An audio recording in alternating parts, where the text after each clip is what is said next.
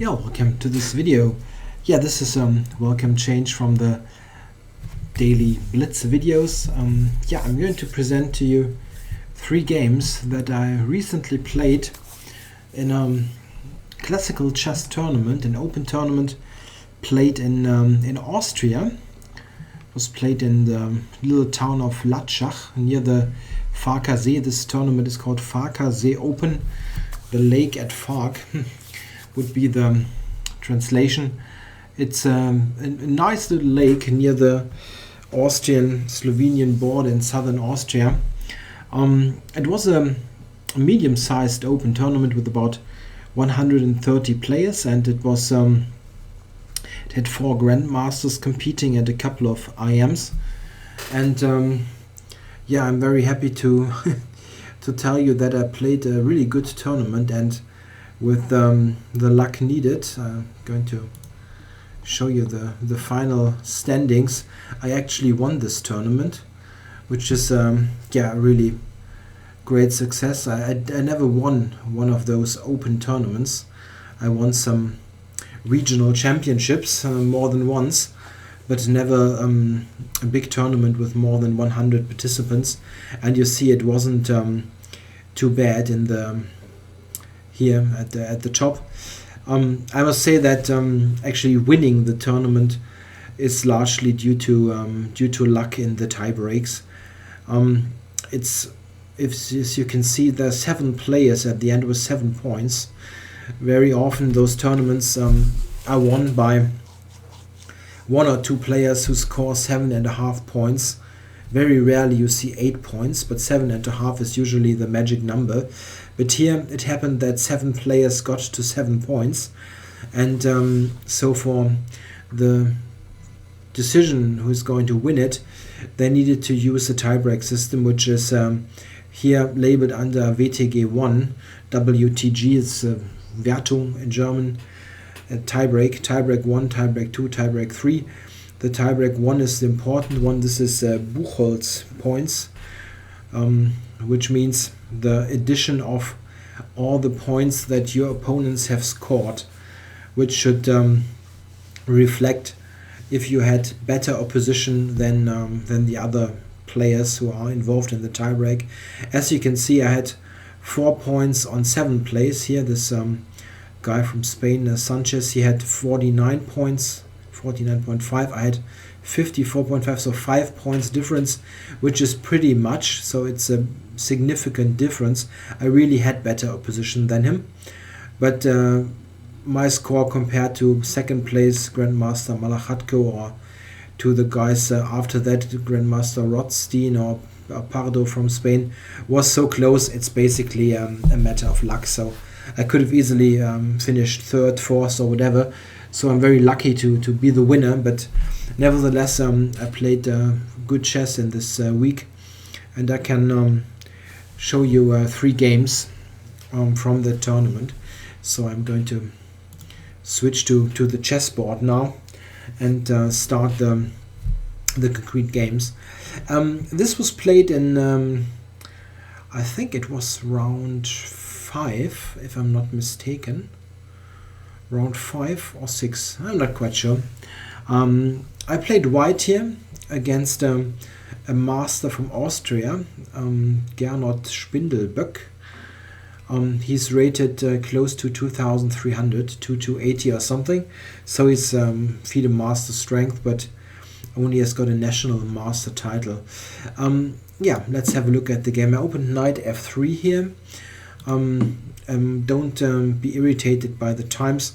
It was a classical time control of 90 minutes for 40 moves and 30 seconds additional per move, plus 30 extra minutes at move 40.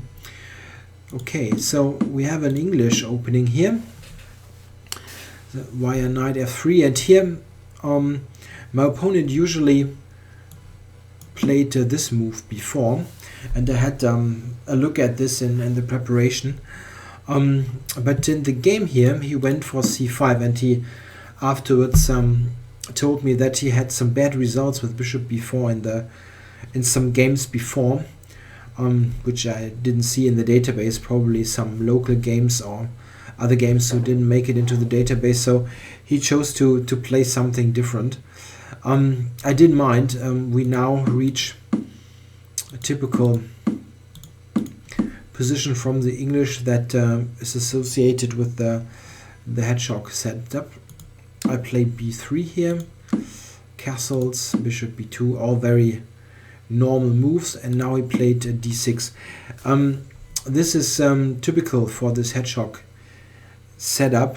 Black has other ideas in this position. He can, for instance, also play the move a6 here.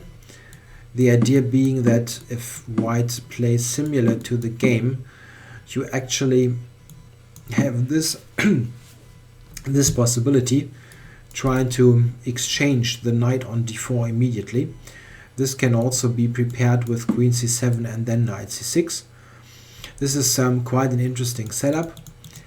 In the game he played d6, however, and this is slightly different. As we see, d4 takes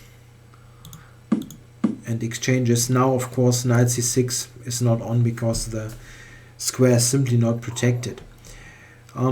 He played queen c8, which is a good move, I think, and also fairly typical move. The queen prepares a check on b7, where it is often nicely placed. The bishop is gone on b7, but this is also a good square for the queen in the setup. It maybe prepares this one and clears the path for the rook. Yeah, I now played e3. This is the idea behind the setup. White wants to, I can put those on the board, play like that. Set up this formation and complete this with queen f3 and rook d1. The idea later is to push the g-pawn and go for space gain on the king side. Important is that white is not playing e3 e4, which is a possible weakness. It's better to keep the pawn on e3 and have the center in a more stable state. Played knight c5 here. Another possibility is queen b7 and exchange the queens to this kind of endgame. This is always possible for black. It's however a pretty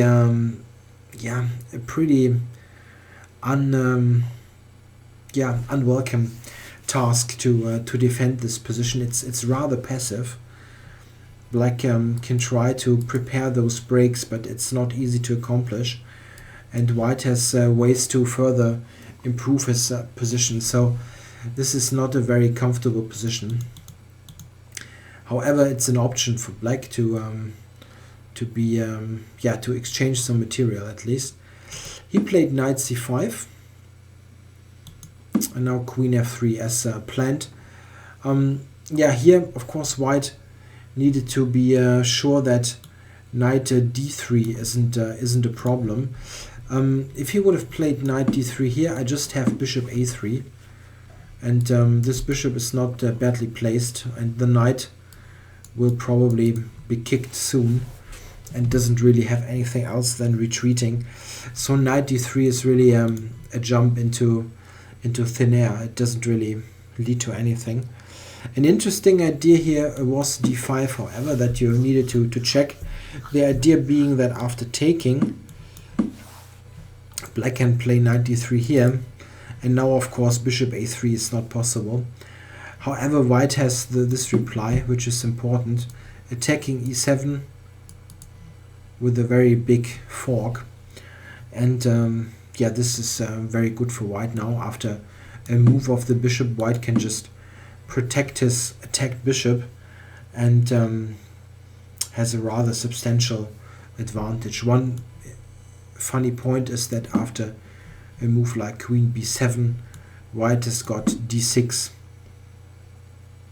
The idea being that after bishop takes, rook d1, white is simply in excellent shape. Look at the d-file and the strong knight. Black is in terrible trouble here. So those breaks here are not working. What he played is the move rook to e8. This is okay, a good move. It prepares bishop f8, rook d1. I don't want to worry about this knight jump forever, so rook d1 is fine. And I think here black commits the first slight inaccurate move. He played a6 now, which is completely normal for the hedgehog, but I think that the immediate bishop f8 was probably more precise. The idea is that after g4, which is the standard advance here, black's d5, an idea he tries to play in the game, is much stronger, as rook e8 is far more useful than a6. For example, if you look at this kind of position after knight f5, there is knight e4 with the intention of queen c2 check, and black has a really fine position. So bishop f8 was better. It basically forces white to abandon the plan of an instant g4 g5 push. I need to prepare this a bit. Not quite sure with what move exactly. There are some candidates for that. You can try to get the king out of it or play h3 g4. There are various possibilities. I mean, after bishop f8 here, white's move. This is an idea, or just prepare this slowly. The instant g4 as shown is probably answered by d5 with a good position. This was more precise. He played a6, after which I played the move g4. It's really normal in this position. I want to gain space and try to attack this this knight. The knight also only has got d7 as a possible flight square. For example, after bishop f8, g5, knight d7, black must be cautious. This knight only has got b7 as a square. Those two pieces, two knights, are sort of standing on each other's toes, and yeah, white has a rather comfortable position here. I don't have a very concrete way to progress now, but it's a very nice space advantage. Black doesn't have any breaks with b5 or d5, and I can just improve the position further. Even a simple move like h4 is a possibility. Still, it's a fight. It's not winning or anything. In the game, he tried to get something concrete immediately, and it really backfired. He played d5. After that, I could just take here. Knight takes, e takes d5 didn't really help. If he would have taken with the pawn, I played g5, knight here, and knight d5, and it's just a pawn. Plus, I've got excellent pieces. If you look at that, it's very bad for black. He took with the knight, takes on d5, ed5, and knight f5. And this is the big difference between the bishop f8 move on move 15 and the a6 move. Back with bishop f8, the bishop is already on f8, and there's not a6 played. a6 is a really useless move here in this position now, and bishop f8 was a very important tempo. Now after knight f5, I'm simply threatening to take on g7, and he's got absolutely no choice. He needs to go bishop f8 to cover the g7 pawn. Yeah, and now this d5 is just hanging, and I can take it with both pieces. After queen d5, however, I didn't like rook a7 so much. He's got this rook d7 idea to yeah, ease some of the pressure. It's still good for white, but I think what I played is better. I took with the rook.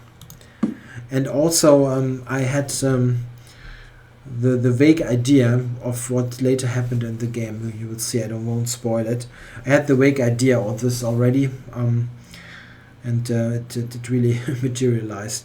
However, with rook takes d5, I overlooked a tactic here, and it was really uncomfortable surprise. I played this rather quickly, this move, and then he played the knight d3, which I hadn't really appreciated.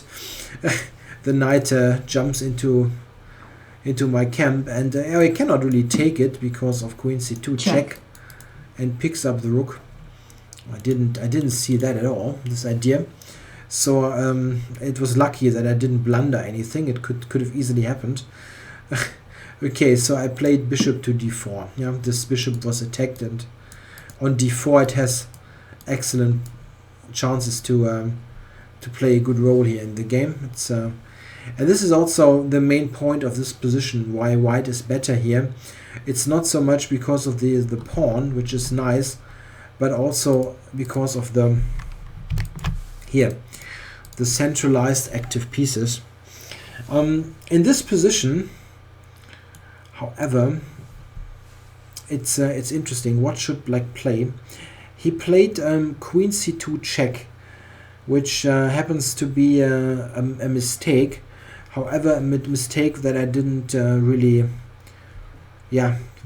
use to my advantage. It seems that he should have tried knight to b4. After that, the best move is probably rook e5, which is also what I had planned. The somewhat strange move rook d6, which maybe comes to mind, because after bishop takes, knight takes, the knight forks and gets back the material. This move is unfortunately met by something like b5. Black just ignores this rook, and it turns out that white didn't really benefited from rook d6. It's funny that g6 is bad because of the simple capture, as this is a winning position for white. Queen g3 is an absolutely deadly threat, or queen g4. However, after rook d6, as mentioned, he can just play b5, and it's not clear what white should do. It seems that the simple rook e5, as I had planned, is better. The idea is that after rook e5, if black takes here, white can also just grab on b6 and retains the extra pawn. It's not spectacular, but white is better here. This is what black should have played. He should have played this knight b4, and this limits white's edge to normal proportions, I think. However, he played this check, and this is a mistake, but I didn't use it. I didn't calculate this in a very precise manner. I played king to g3 here, which is maybe the most obvious move. Not retreating the king, but keeping it close to the pawns. Quite often in this kind of positions where the pawns are advanced, the king is better placed on the third rank near the pawns than on the first rank, as there's simply lots of let's say air between the king and the pawns. However, due to concrete considerations here, king g1 would have been much better, and in fact this is a very, very big advantage for white. Black has big problems keeping alive here. One possible idea is queen to g2. If black, for example, plays a move like that, queen g2 basically forces the queen trade, and this means that something like this will happen, and here white is close to winning. This it's the pawn and it's the pieces. It's just a big activity.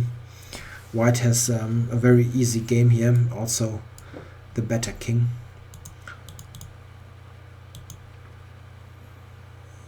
After king g1, black also can think about this, but this will be met by knight takes g7 and rook g5. Very powerful. And this is a motif to remember, because what he played is, after king g3 he played knight b4, And okay, we will see this later. After king g3, however, he had a good opportunity, but one that we both really underestimated. Here black should play g6, which looks a bit insane, playing g6 here, opening the king, but it's really a problem. White doesn't have anything better than knight d6, and after knight d6 black takes it and now plays knight c5, and this is the important thing.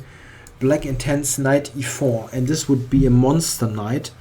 And here you see the problem with the king on g3. It's a big check here. So white must take here. Queen takes, and now something like this, and it continues. White enjoys the extra pawn here, 4 against 3, but it's still a bit tricky. It's not a very straightforward technical task, because there's the weak pawn, somewhat weak pawn on e3 and the shaky king. So this is what black should have done to fight on with some chances to hold. He played knight b4, and okay, you already saw the idea of the sacrifice. And in fact here there is such a position, and I could take on g7, which I did. I saw this a couple of moves before, this general idea, and in fact here it works to perfection. One point is that after knight d5 I can take e8, and yeah, black loses the house here, just 2 pawns up already, and if he protects the knight, for example, with queen c6, there is this powerful move, and wins the queen. Yeah, here it's just 2 pawns for nothing. So he took oops, no, here he took the knight, rook g5, and at first you think, oh wait, there he's got f6, right? f6, bishop f6, rook a7, and in fact this is what my opponent had calculated and hoped that this is good for him. But after f6 you can treat this position as a little puzzle and try to find the move now. It's not so difficult really, but it's still a very nice motif. I was glad to have spotted that some moves earlier.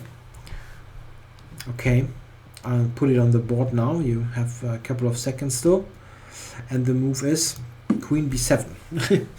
And this is strong enough to force instant resignation. It's just this big mate threat, and if he takes the rook, it's still mate. So we have this this funny incident where everything is focused on the g7 spot. The only thing he can do to avoid immediate mate is rook takes e3, but if you look at this, it's still this rook hanging, so takes, oops, and now we have this coming, so it's completely over. White will mate or win decisive materially. It's already an exchange and a couple of pawns. So this was after queen b7 the final position he resigned here.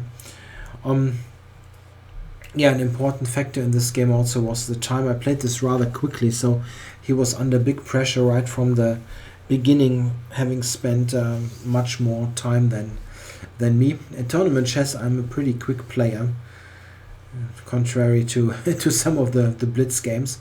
So this was a nice victory here with white, and I'm going to show you another white game against yeah, a club mate of mine. It's a very unlucky draw to play someone you know so well. So let me pull up this game. So I put up the position. I won't do the first 16 moves. Let's just concentrate on the important points.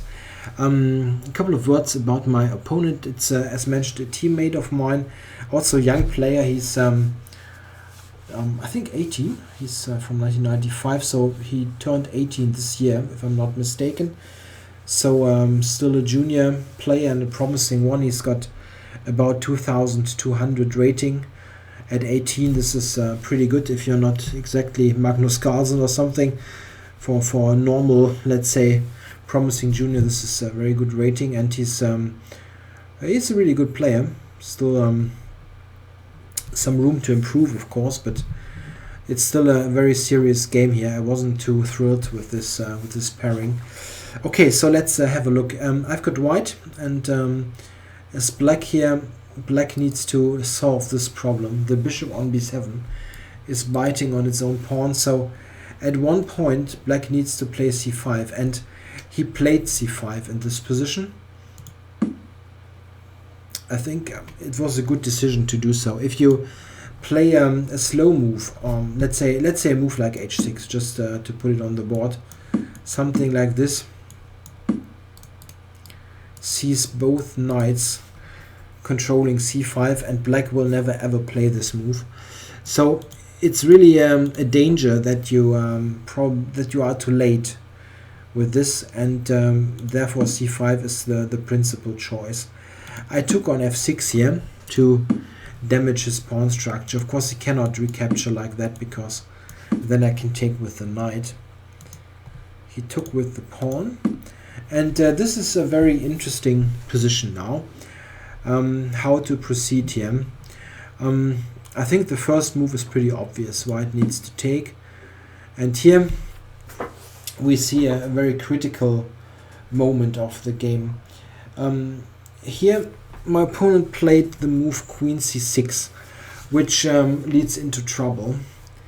He didn't want to play bishop c5 because he thought he would be in trouble after that. I actually saw a line here that I thought was very cute, but it has some drawback. The line that I calculated here, and it's interesting. Knight a4. This is easy, of course, leading to a good position for white. It's just a very good structure. But black has this move. This is much more interesting. Threatening mate. And here we see that the computer shows an interesting line. Bishop d5. This is, I saw that actually. Quite a nice move. After e takes, knight takes, white is in good shape again. But he can take here and then knight f4. This was my idea, winning this tempo, attacking the queen, protecting g2, and after queen g5, knight c5, I thought, well, white is in excellent shape. But black has got a very funny trick. He can play rook c8, attacking the knight, so let me protect it. It's nice anyway. And here what I saw was e5, knight d5, and white is in super shape. But black has a very strong move here, which the computer here in this position points out immediately. And this is the slightly strange move, bishop f3. Yeah, and this is just very strong. This rook is attacked, and if I move it, he plays e5. Maybe, or this is even stronger. And I cannot take here because of mate on g2. Yeah, bishop f3 is just a very strong move that I didn't see. He also didn't see it. I mean, it's a very strange line. I think at the end, white probably should just take here and then play a normal move like rook c1, protecting the queen so that b4 can be answered by knight d5. This is probably still a very slight edge for white, simply because of those weaknesses. White's position is more solid, but it's nothing too spectacular. So black should have taken on c5. He played queen c6, but in the process overlooked something. I played e4 now because I had calculated the game continuation. However, it seems that here f3 was a good move, which I didn't really take into account at all.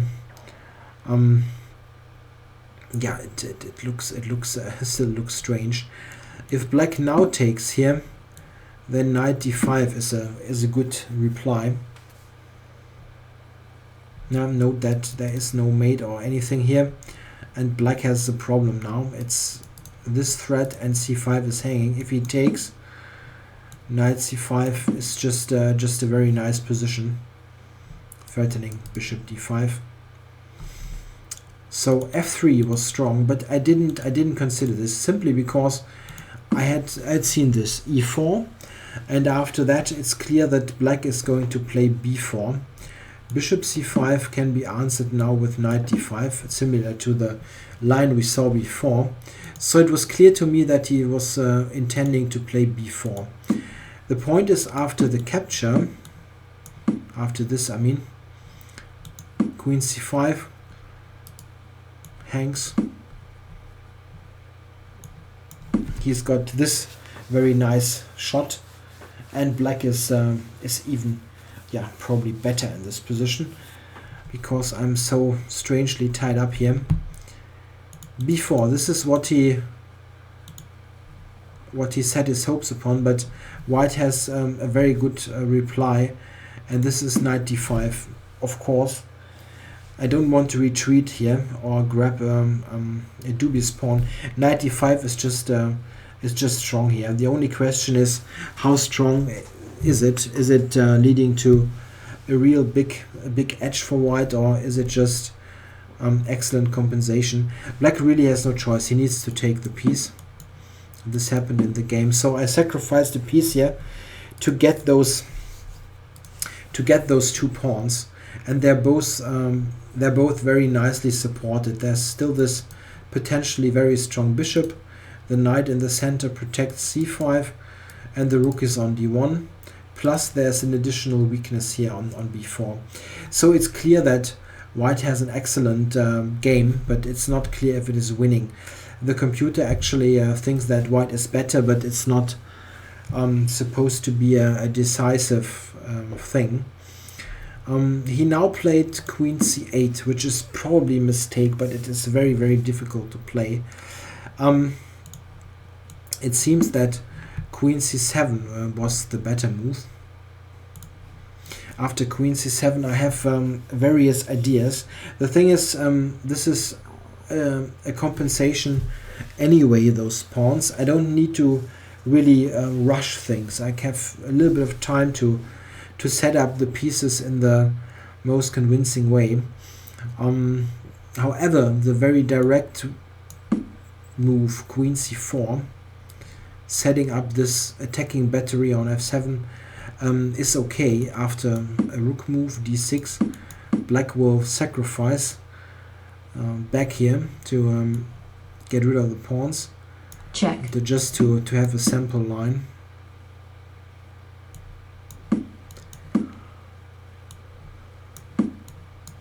This kind of position is always somewhat better for white, simply because of the weak king here. But it's not a winning advantage. It's just good for white. Along these lines, black's defense probably needs to be set up. However, as mentioned, queen c4 here is not the only move. I can try various things to improve my position in other ways, but it seems queen c7 is better. He played queen c8. It's of course very, very difficult here, and in fact I made a mistake, and this is also the reason why queen c8 wasn't the best move. I played what I had planned beforehand. I took on b4 and played bishop to b3. This I had planned 2 moves ago, because it protects the queen, so that actually d6 is a possible move. Yeah, after capturing I can recapture and the queen is protected. I also now have fixed this weakness on b4, so that in some cases I might just grab the pawn. This I had intended, so it's more like a positional way to play, a strategical way. But instead I also could have played d6 immediately, because after bishop takes, you notice the pin, I have a queen move, threatening a mate on f7, mate in 2 moves, so that after this he needs to go here and I can take, and I'm just winning here with this this passed pawn. Also, it's an additional pawn, an extra pawn. So very good position for white. I should win here. d6 was stronger, but I just played what I had planned beforehand. It's still good for white, but it's not so convincing. Here he played bishop to a6, which probably, after which you cannot save the game. Probably you cannot do it anyway, but at least in a practical game, this is just very difficult to play.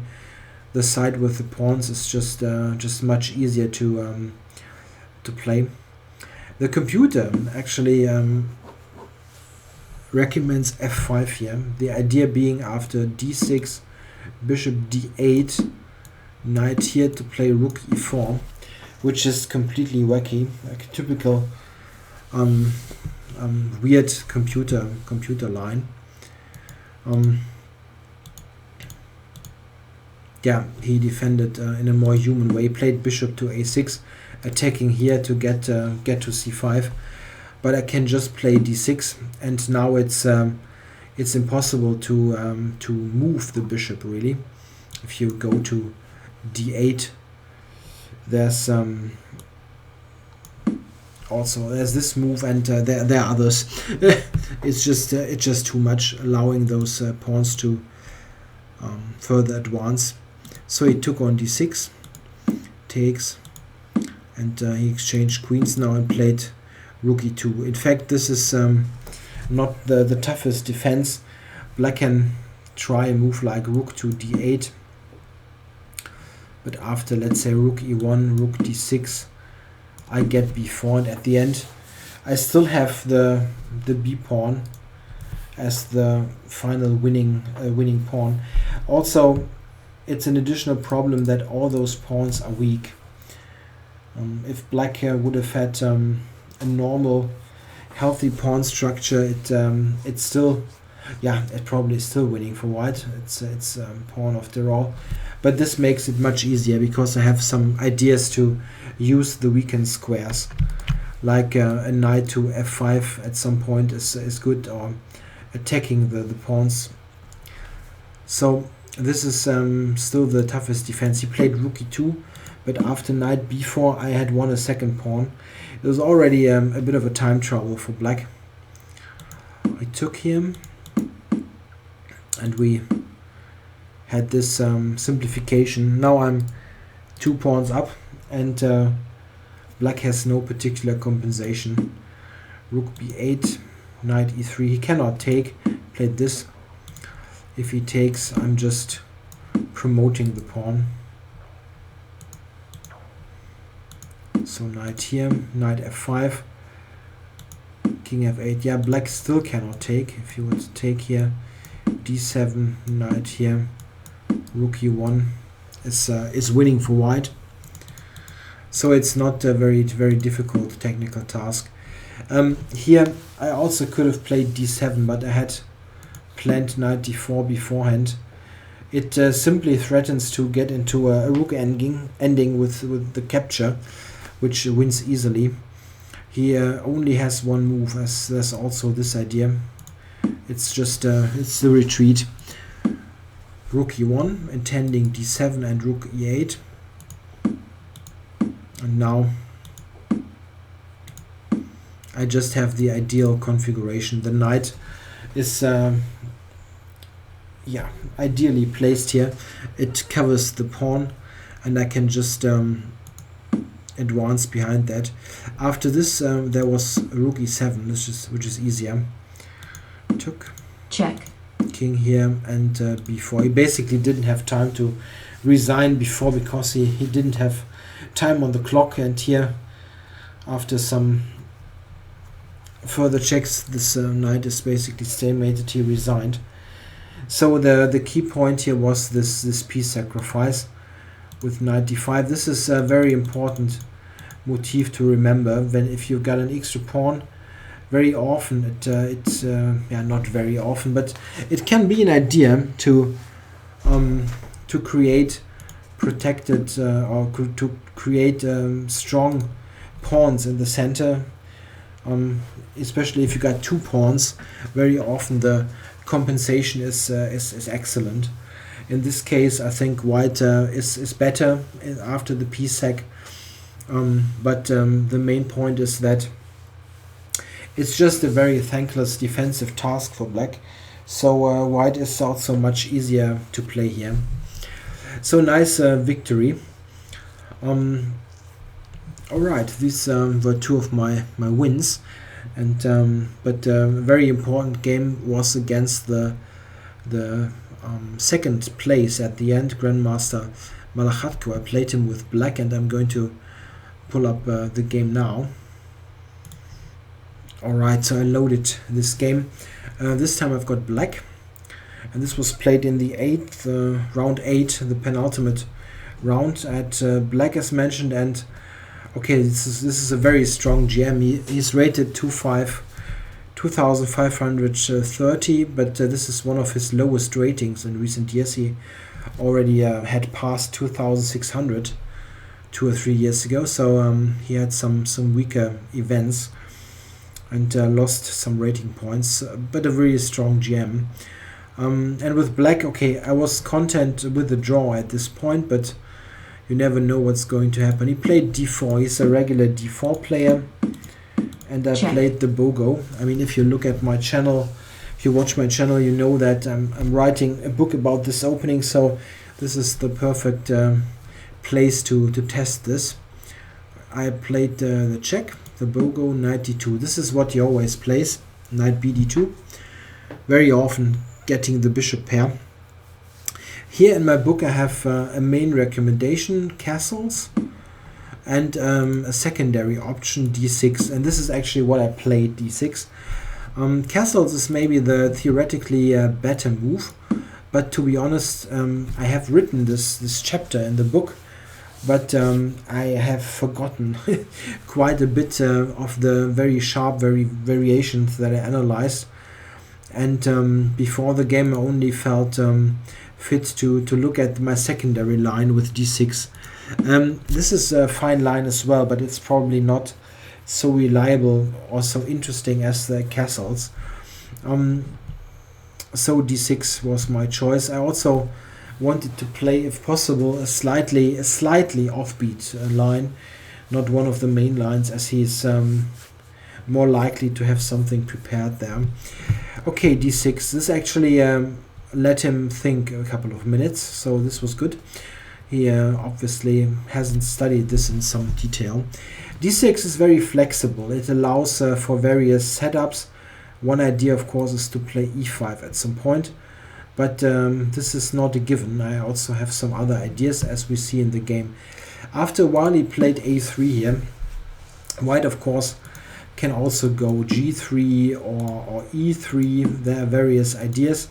a3 is one of the principal moves, getting the bishop pair immediately.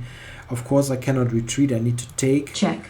And he captured with the queen, which is maybe looking strange to some people, but it's a very common way to recapture here. The idea is that the bishop on the long run wants to go, wants to go to b2 anyway, so you don't want to capture here if you want the bishop on the long diagonal.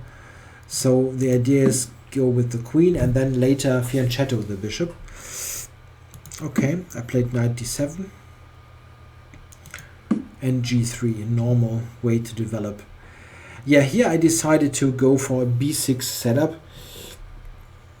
instead of an e5 setup, which is perfectly alright. b6, bishop g2, and bishop b7. We see that black has given up the bishop pair, but in return has a very healthy and flexible setup. I can think about various ways to later set up my center. I can still play e5 at some point, d5, c5, so I'm flexible. I haven't really committed to pawn structure yet.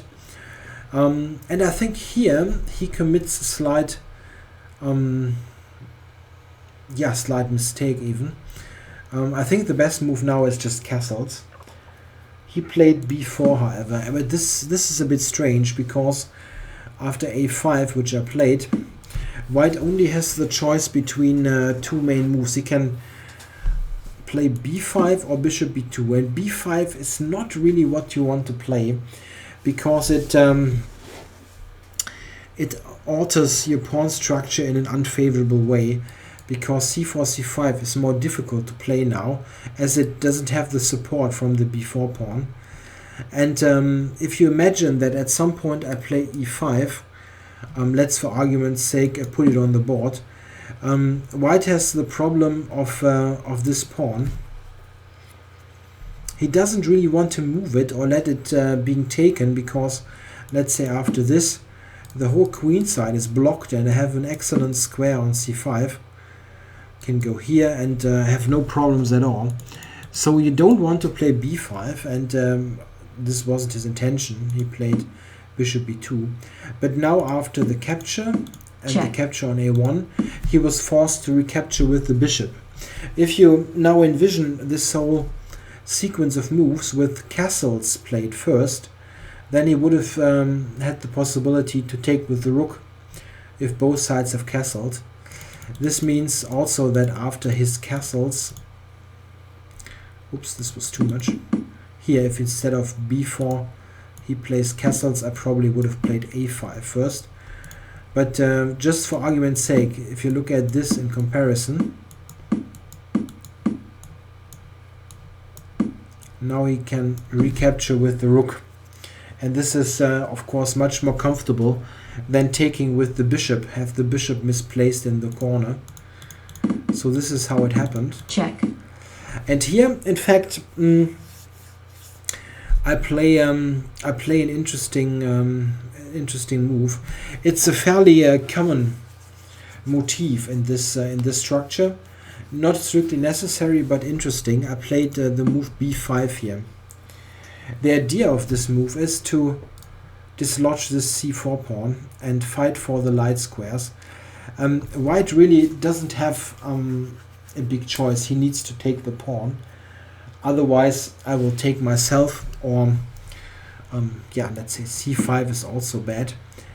The idea is simply to make sure that this bishop has a strong diagonal. There's never d4, d5 here anymore. He needs to take, really, and he also played this quickly. Takes, castles, and now I'm pawn down, but I have excellent pieces. Those squares are controlled by the bishop and by the knight. He never will be playing d5, and those two pawns, well, they are not really strong. I was really optimistic here. Queen b8, rook c1 attacking the c pawn, and rook c8 covering it. So this is very, very logical. And now we see a really typical maneuver for this type of position. He played bishop f1. Yeah, why bishop f1? The problem is, how do you actually make progress as white? You don't really want to move the knight, let's say rook knight e1, as I can simply capture and even get b5 back easily. But in general, exchanging the bishop is not a great idea, as the light squares are my strong suit here anyway. Also, you don't want to give up the bishop pair so easily. This means that if you want to move the knight ever, you need to move the bishop first, and this is why he played bishop f1. The idea is to even remove the knight, maybe here, and then think about f3 and e4, expanding in the center. You need to remove the pieces to be able to do that. So this is why bishop f1. Here I played bishop to a8. I briefly considered to take here this kind of setup, and then imagine the knight coming to d5.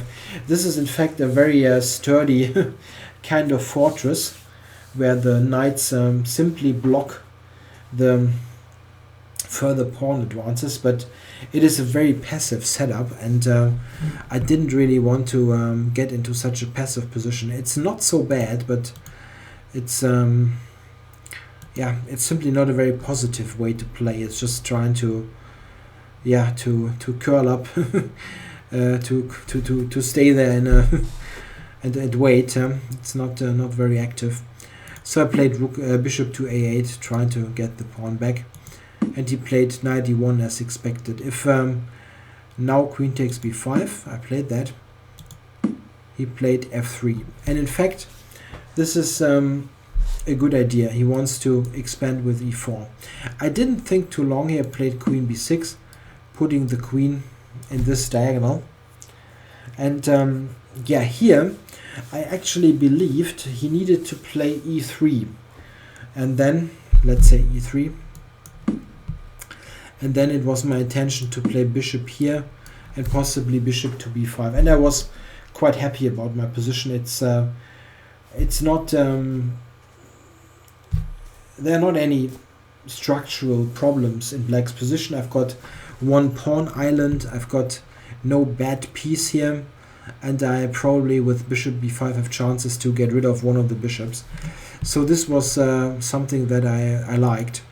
However, in this position he played the move knight d3, which immediately I thought, wow, isn't this a mistake? And I rather quickly played the move e5 here, utilizing this pin. And it turns out that e5 was a mistake.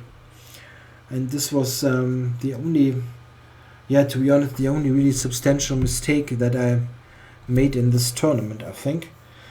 I played a rather solid chess and didn't make any big ones, any big blunders or something. But this is really a mistake.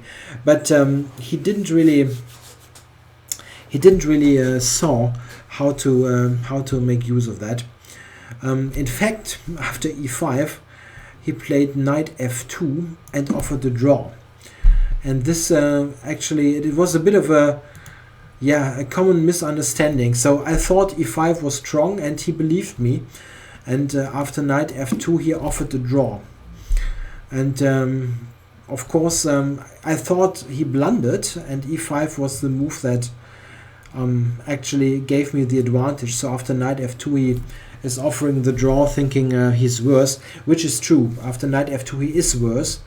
And this is also why after knight f2 I declined the draw. It's not so easy to decline a draw against a strong GM. It always takes a bit of persuasion, where you need to say to yourself, all right, just decline it and play for a win. But okay, let's not be too quick here. The thing is, instead of knight f2, he had a very strong move that we both didn't see. I mean, I saw the move, but I didn't see the real point of it. He could have played e4. The real point is that after e takes d4, he has got knight f2, and now this bishop is attacking the pawn, and c5 is just leading to nothing. He can just take it because of this bloody pin on the c file. And this, it seems that maybe he missed that. I'm not sure.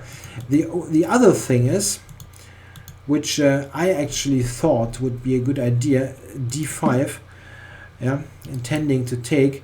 He has got knight to c5, and this also leads to some trouble for black. It's not a lost position or so, but it's it gets me into trouble. Very complicated though.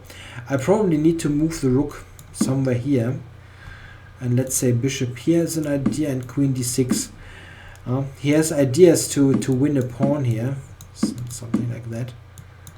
But this is not a decisive advantage yet, because of opposite colored bishops.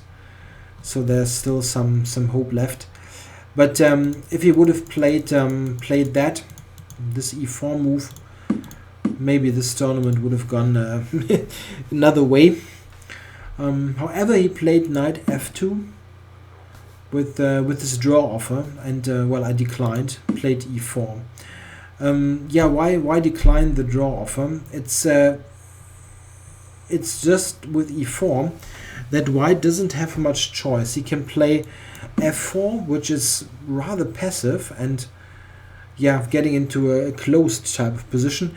I have some nice ideas I can play here. d5, c6, queen back, knight b6, c4. I have all kinds of ideas, mostly based on the fact that this bishop on a1 is just looking at its own pawn here. I think in general he didn't want to have a closed position. He just took e4, recaptured, and took here. So what I envisioned here was a position where I have a strong bishop here, and here's another place for the knight, or bishop back, knight to e4. I want to use those light squares. So my declining the draw offer was based on this fact that I have great light square control. But he now defends excellently, really. Played bishop h3, immediately getting into this here. And now I didn't want to play f5, which looks like the normal response. I didn't want to do that because of one point is queen g5, possibly entering to e7, and there's also the move g4, which is not easy to play. He's opening up the position here. Let's say I take, bishop takes, and it's not easy at all. So f5 I didn't want to play, so I went rook d8, just covering that. And now he played queen g5, which is also a good move. It's attacking the rook, and yeah, I need to do something about that. So I played knight to f6, this way covering, and now queen a5. This was his idea, activating the queen and pressurizing the pawn on c7. Okay, I saw that, but I saw that before, and played knight d5. So I'm getting to this great piece configuration. Yeah, white is nothing better than to exchange queens. Takes, and now I played bishop to c3. Yeah, he saw that a1 is his worst piece, and he tries to activate it via d2, possibly to f4. So I played f5 here, bishop d2, and maybe here is a point where I could improve, but it's not really trivial. Of course, after declining the draw offer, I sort of have the moral, if you want, obligation to try for something. I wanted to try for something. This was round 8. We both had 6 out of 7, and if I would have won the game, then I basically had the tournament in the bag. So, or the other way around, if he wins, he has it in the bag. So it was a very important game, of course. Yeah, maybe here I should have played rook a8. This is maybe the better try. Trying to enter here on the a file.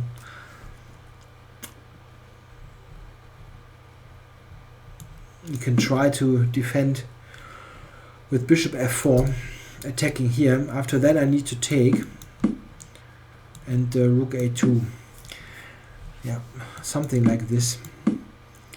I wasn't sure. I mean, I considered this, and I thought, okay, I'm better here, but in the other position I thought I'm better as well, because what I wanted to do is play king here, so that after bishop f4 I can actually just cover it.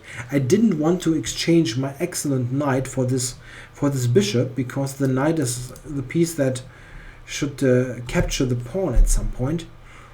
But maybe this wasn't so great. He now took the chance to open the position. g4, g6, takes, and rook a1. And now he tries to enter here. And yeah, as it turns out, after king e6, king f2, rook c8, rook a7, white has some counterplay here. I could have played better actually, but we see that soon. Rook c2 was good. king e1. Now my edge is also due to my better king. His king is obviously passive on e1. And I played rook b2, took here, take on b4, the check, king d5. This is all very very logical. Bishop f4, and here was the last chance to get something, and still I think retain maybe some edge. It's not clear, probably it's a draw anyway, but here I should take on d4 with the king, and after rook takes d6, play knight d5 to block the check, and then my b pawn is the trump to play. My b pawn is probably somewhat more dangerous than his h pawn, simply because of this configuration here. But I didn't really see that. The only thing that I saw is that I spoiled some of my edge here, and I gave the check, and here this check, and offered the draw, which he accepted. Also due to the fact that he was down to little time, just a minute or something, and I simply had more time. After the check, I get the pawn, and there's not so much happening. So a draw in this important game. I was rather satisfied with the game only after I studied it a bit with the computer. Right after the game, I was quite disappointed. I thought I had the really big advantage, but the computer doesn't really see or points out a huge improvement where I could have won like instantly. There was only a wide selection of possibilities that are all good in a way, but not winning outright. Okay, but the draw is a good result, and obviously was enough at the end to win the tournament. Of course, I would have liked to do something great in this game, but a draw is a good result. And also, it was a good test for this opening, which will be featured in the coming book. All right, 3 games from this great tournament success that I had just 3 days ago. The final round was played in Austria. I hope you enjoyed those games and game fragments, and I'll be back soon with some other non-blitz content, probably from the World Cup, trying to feature some games from the World Cup. Thanks for watching.